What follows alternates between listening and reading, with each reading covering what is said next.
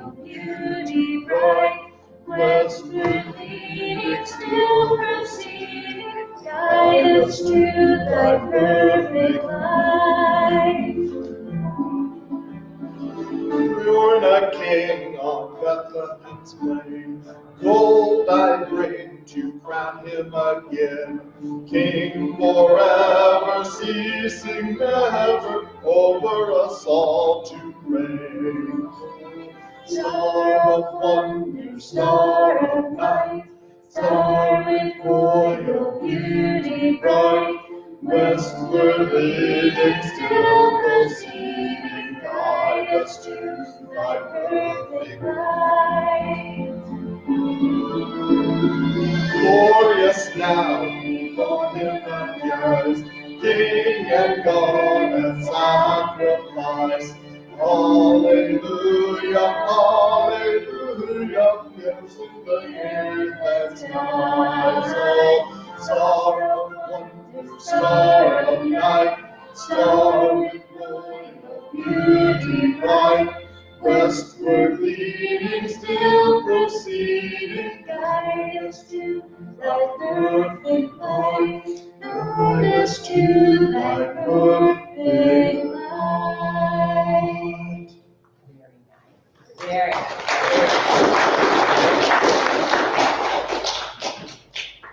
All right, let's see. That's not it. I know there's a sermon on here too. Isn't that exciting? It's unaccompanied though. Let's see here. What is it? There it is. All right, it's the season of Advent. We know that. You've been patiently waiting for Jesus to come, right? How many of you have been patient? How many have you had a little struggle with patience? Some of you should be raising your hand probably. The season of Advent, though, it's about waiting. And I think God knew that 21st century Americans would have trouble with waiting. We start in July. That's right. We start in July. We wait a long time. The season of Advent is that 40 days, that sits before Christmas. That time, those 4 Sundays where we lead up. And normally, we follow the description on my stole. I love this stole because it reminds me of the different weeks of Advent. I've been meaning to wear it, but today I finally got it put around my neck. And, 4 people told me that it was off kilter. So if I'm off kilter, that's just the way it is. Because you all know I'm a little off kilter anyway. So we've been waiting for Jesus. And, 3 weeks ago we celebrated that God with us brings hope. And so I hope you figured out that we've been talking about the gifts of Christmas. And the gifts of Christmas have to do with what God brings to us in the form of that little baby. And that first one is the gift of hope. And it's really true. Babies bring hope. You want to go to the most hopeful floor on the hospital? You go up to where the babies are. You don't go to the ICU room. You go where people are smiling and they're happy. And when I held baby Andrew the very first time, I couldn't hardly keep from crying because there was the family hope for the future, even down beyond my daughters. Now I have a grandson, and there's a future. Now I know some of you are old hats at this grandpa thing or grandma thing. I'm sorry, you're going to hear about it probably every week, just so you know. But that's okay, because I've been listening to you tell me your stories about grandchildren every Sunday. So, and those of you who don't have grandchildren, your turn will come perhaps. So, 3 weeks ago we talked about what hope, what the gift was, and that was hope. And my sermon went away. That's bad. I don't think there it is. I don't think I can even blame Ryan for that. I have to touch the screen once in a while. So 3 weeks ago we celebrated hope. 2 weeks ago we celebrated joy, and we talked about how the gift of God is that joy, not that happy giddiness, but that feeling from inside that tells us who we are and who we belong to. And that by itself, who we belong to, should fill us with joy. In fact, it is a gift that's promised. If you believe in Jesus, you get joy. Now, if you're not feeling particularly joyful, maybe it's because you haven't been focusing on the gift. You know, it's really amazing. When we focus on the gift of Jesus as a baby, we see the hope, and it's a much more joyous time. And then last week we celebrated with the song, and we sang a lot. You know, what's really interesting is sometimes after church, people come up to me and they say, you know, it would have been better if we'd have done this. Or, you know, the sermon wasn't really what I needed to hear. By the way, when you come and tell me that, I know I've done my job. Because they were listening. You were at least listening, and it poked you. You know, there's this little thing on Facebook called poke, and you can poke people. Well, sometimes the preacher's job is to poke people. Make them think. Really? Are you ready for that, baby? It's coming. You know, and that's one of the things about babies. They eventually all come. You get 9 months, you know, that seems like such a long time. And then you have 8 months, and you're going, oh, that was fast. And then it's 6. You don't even see 7. It's just 6. And the doctor says, well, things are good. It's going to be a good day. You're going to have a baby in 4 weeks. All of a sudden, you're going, gosh, the room's not ready. The car seat's not installed. I thought that was really interesting. My daughter, they were ready. The car seat was installed about 2 months before the baby came. They were ready. They knew that eventually the baby was going to come, and there might not be time to think about it. As it was, everything worked out perfectly, and you know, they were ready. So we celebrated a song. This week we get to celebrating love.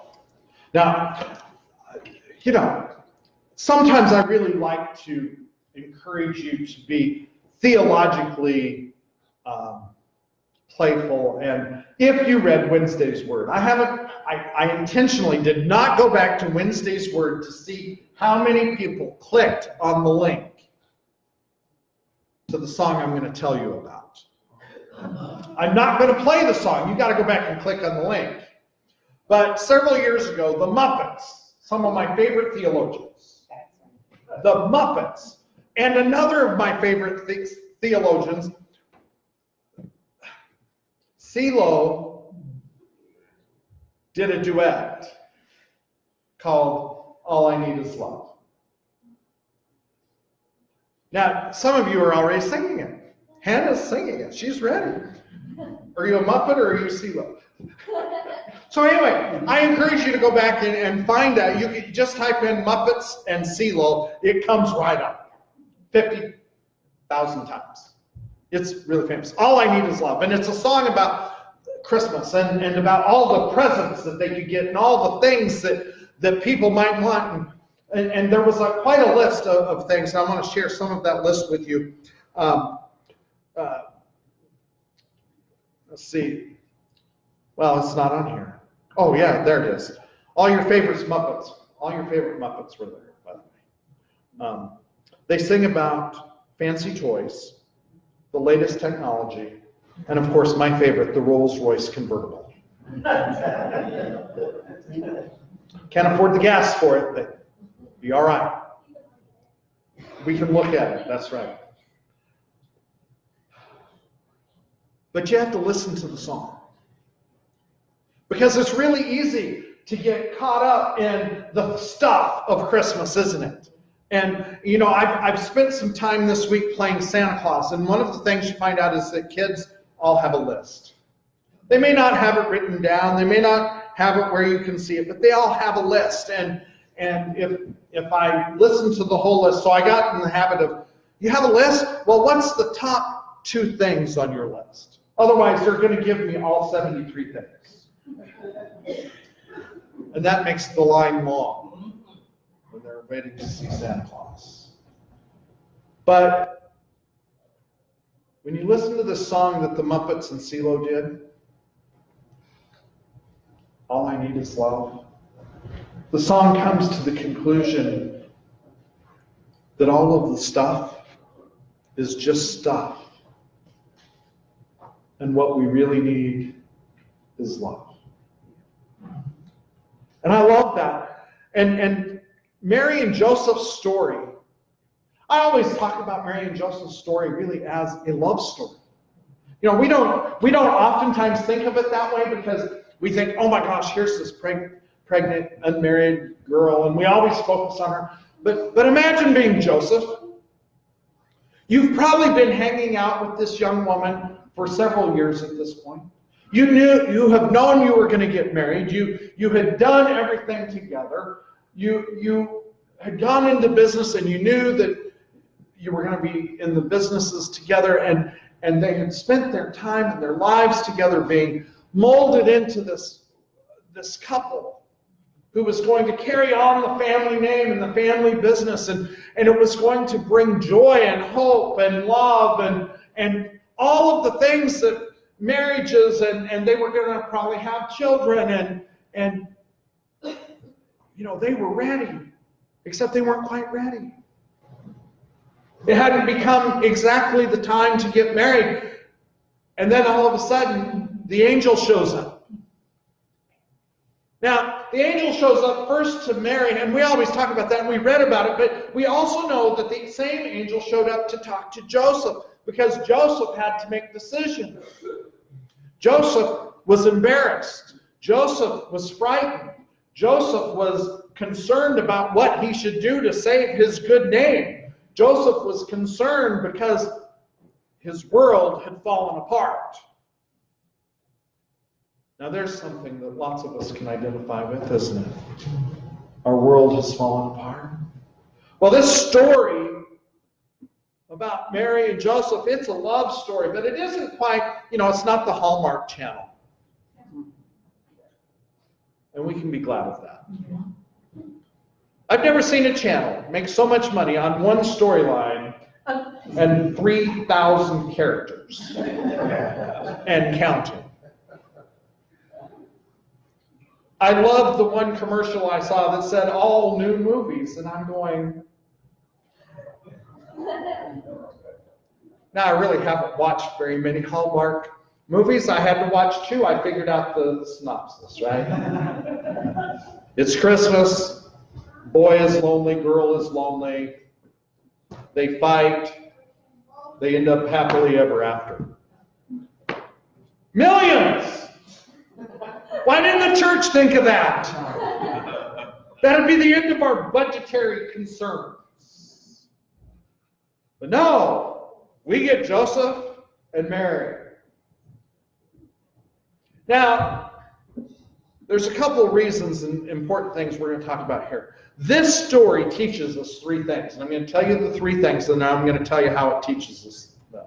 The first thing is, repeat after me, God is love. God is love. Oh, you did that really well. The second thing this story teaches us is that God gives love. Repeat that. God gives love. And the third thing this story teaches us is that God's love flows through me. God's love flows through me. And because we are the church together, God's love flows through us. But it is about... Rosie? You can't compete, okay? Just, squirrels and Rosie. Wow. Don't look at the squirrel, he's gone. Well, he's probably not gone. So 3 things. God is love. God gives love. God's love flows through us. Now, God is love. We understand that. 1 John 1, 4, 6, 7, and 8, it says things like God is love, If you have God in your heart, you have love in your heart. So we understand that. We understand how that works. God is love, and whoever abides in love abides in God. Love is the very center of God's creative force. You know, if you go back and you look at Genesis even, and watch the creation unfold, what you see is a story about love. You see God loving his creation, and God loving Adam and Eve, and wanting them to live in and with his love. And of course, we know what happens at that point. God doesn't goof up, we goof up. Humanity goofs up. We call it sin. You can call it whatever you want. What we know is that something happened to drive a wedge between God and humanity. And from that point on, you know, it would have been really easy. And sometimes we think, gosh, what was God thinking? Why didn't he just stop while he was ahead? I mean, think about this. Think about the story in the Bible. So, your first creations throw you over. Do y'all realize that? Adam and Eve throw God under the bus. And God says, well, I'll give you a second chance. Well, that's nice, right? We all like the second chance. But then, throughout the rest of history, you know, do you know why we have prophets? Because the people threw God under the bus. They left God. And God still loved his people. And that is because God's main character attribute is love. He can't do anything else. Think about that for a minute. God is such a God that he cannot stop loving you. Look at the people sitting next to you. God loves them. Now, that's easy in this room, but think about some of the people you know out there. You know, and God loves them. And think about some of the people they know. God loves them. And we don't like that, by the way. We want to pick and choose who we think God loves. And we do it all the time. So stop it. You think I'm kidding. We got to stop telling people who God loves. Because God loves everybody. That's the message. And that was the gift. Jesus comes not because he loved us so much, but because he loved us. You know, John 3:16 made it really clear. It does not say, for God so loved Sandy. Now, Sandy's included, but he said, God so loved the whole world. Some people, they're probably all watching online. There's nobody in this room that would think like this. What was he thinking? I don't think that's really true. There are some people that God must have given up on. The fact is, it hasn't. So the first thing we know is that God is love. The second thing is God gives his love away. For God so loved the world that he gave his only begotten Son. He gave. And by the way, you can find the word God gave a whole bunch of times in Scripture. I stopped counting.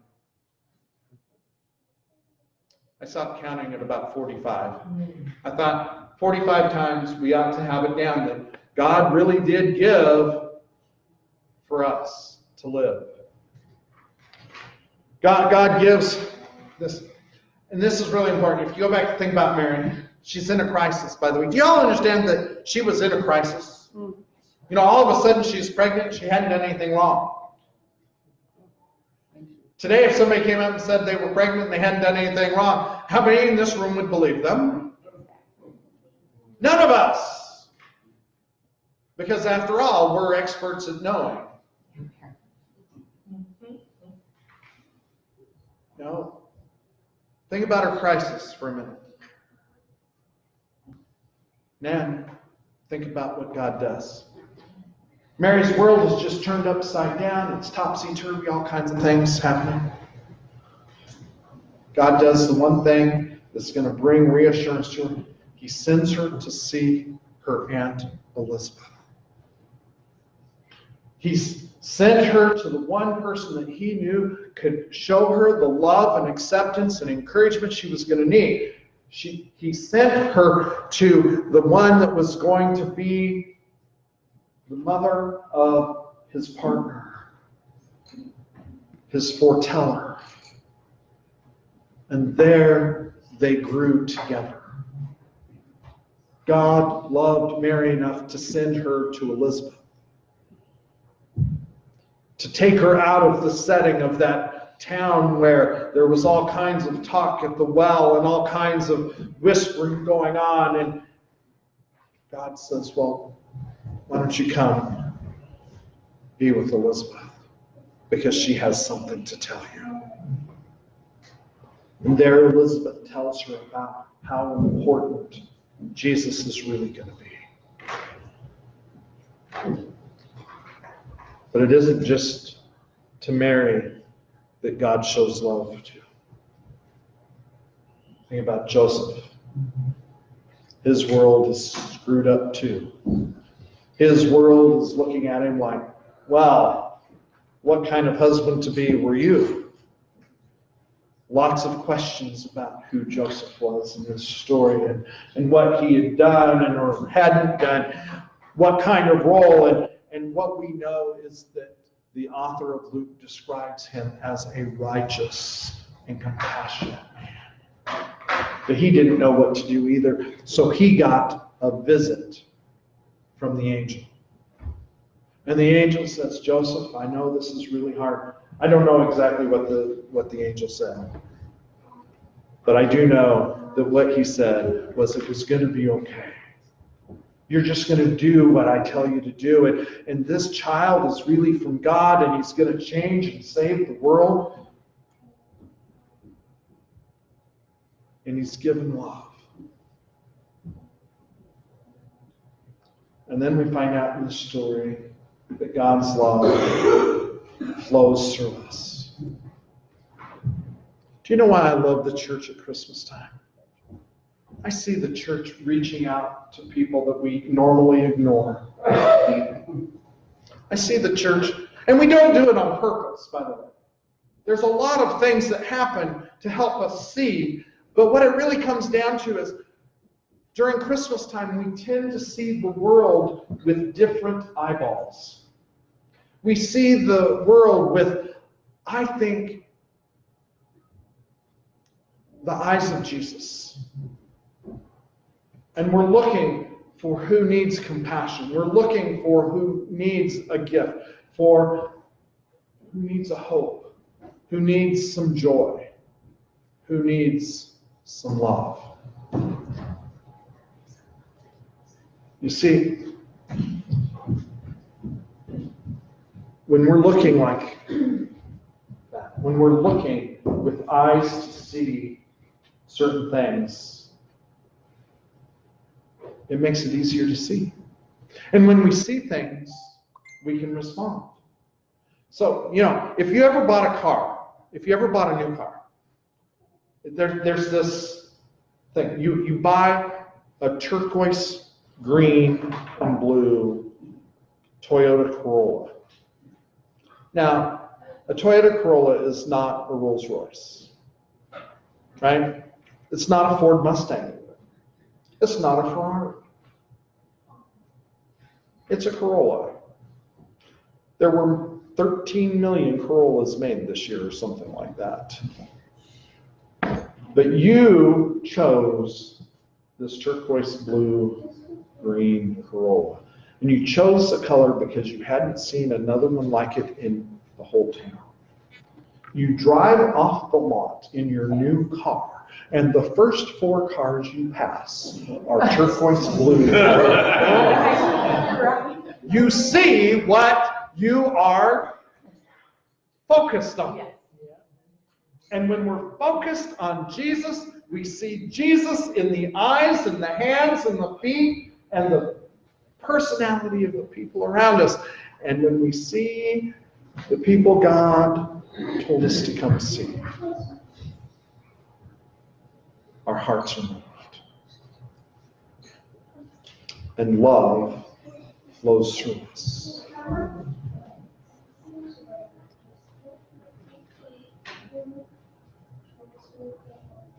There is one more gift. It comes on Christmas Eve. Now I know some of you have already decided you're not coming to church on Christmas Eve. Now some of you make it really easy because you're going to go 5 million miles away. Or 200. But if you're in town, I'm going to tell you a secret. Your pastor expects you to show up. I don't care how many people you have at your house. You can bring them. You can invite them. Or, if they're family, think about this for a minute. Oh, I can't leave my family for an hour because they might rob me blind, right?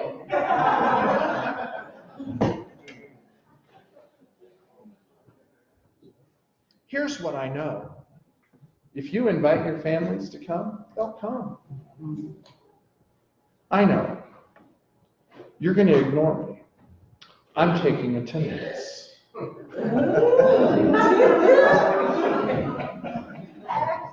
Probably not, actually. Fill out this slip, make sure you get your name on it. What I am saying, though, is that there are some parts of Christmas that are more important than others.